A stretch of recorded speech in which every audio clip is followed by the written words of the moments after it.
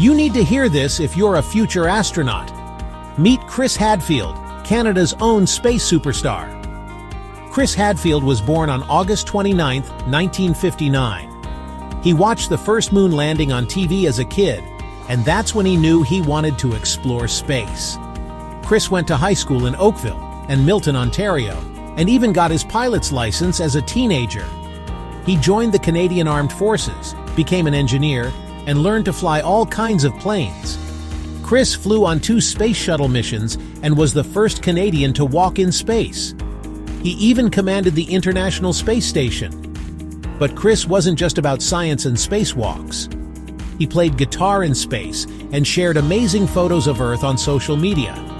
Plus, he's written 5 awesome books. So, if you think space is cool, Chris Hadfield should be your hero. If you think this video rocked, please like and subscribe. Cool videos are dropped daily. A Future Genius video.